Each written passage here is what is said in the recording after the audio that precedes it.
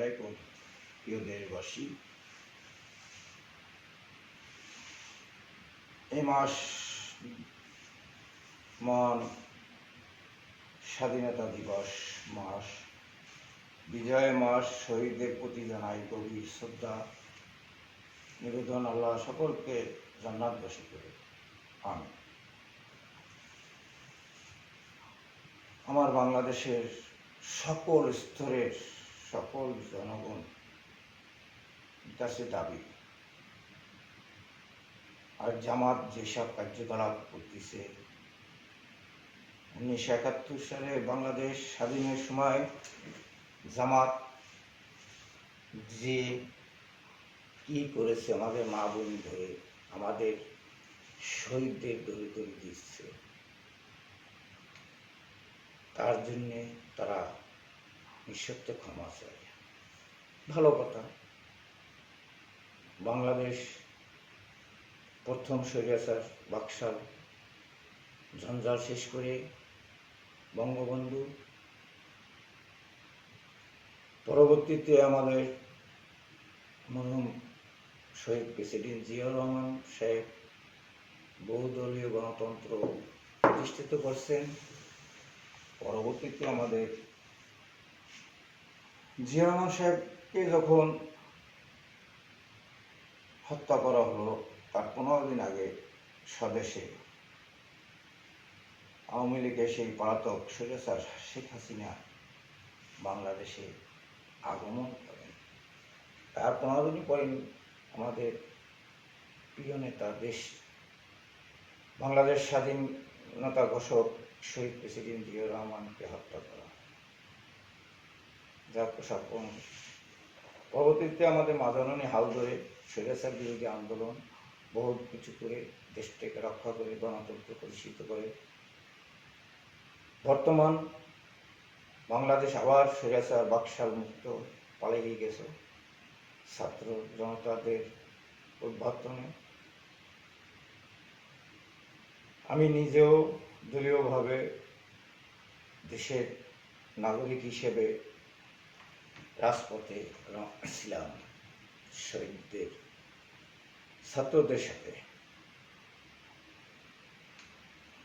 5ই August দেশ স্বাধীনের পর জামাত ভূমিকা নিচ্ছে। তারা দেশ স্বাধীন সমূহ তারা ইসলাম নিয়ে বিভিন্ন প্রচার করতেছে, গীতা পাঠ করতেছে, টুপি মাথায় নাচতেছে, গাইতেছে, হিন্দুদের কমিটি করতেছে, হিন্দুদের প্রার্থী দিচ্ছে। তারা ইসলাম কায়েম করে, আবার বাংলাদেশ নির্মাণ করবে, নূতন বাংলাদেশ করবে না নূতন পাকিস্তান করবে। প্রিয় দেশবাসী, বলুন তো, এই জামাত বাংলাদেশকে ভালোবাসে নাকি?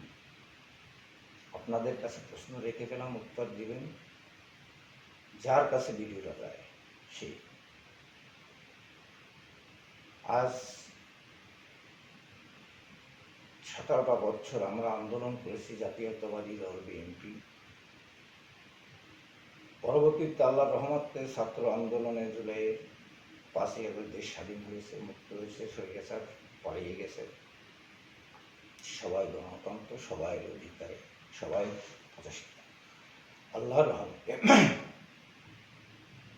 জামাত কিরকম নির্মাণ করবে? তার তো দেশকে ভালোবাসে না। তারা দেশকে ভালোবাসলে, জাতীয় পতাকাকে ভালোবাসলে, শহীদদের স্মৃতিসৌধে যাইত। শহীদের স্মৃতিসৌধে যাইয়া তারা শহীদদের বিনোদন নিবেদন করত, শ্রদ্ধা জানাইত, ক্ষমা চাইত, ফুল দিয়ে ক্ষমা চাইত। 16ই ডিসেম্বর তারা কেউ দিয়েছে? জামাত কোনো নেতা কর্মী? তারা কীরকম বাংলাদেশকে মাইনে নিল, কীরকম আমাদের কাছে ক্ষমা চাইল? তারা তো 16ই ডিসেম্বরই মেনে নেয় না, দেশকেই মানিয়ে নিচ্ছে না। তারা বাংলাদেশ কীভাবে নির্মাণ করবে? প্রিয় দেশবাসী, তরুণ ভাই বোন ভাতিজাদের কাছে দাবি, বিবেকের কাছে জিজ্ঞেস করুন। আপনারা শিক্ষিত জ্ঞানীগুণী মানুষ, ভোট একটা আমানত। দেশ রক্ষার জন্য জামাতকে বয়কট করুন,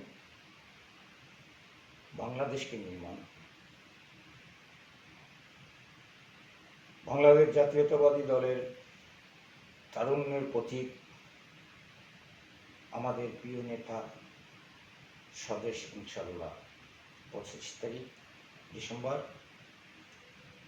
সুস্বাগতম নেতা,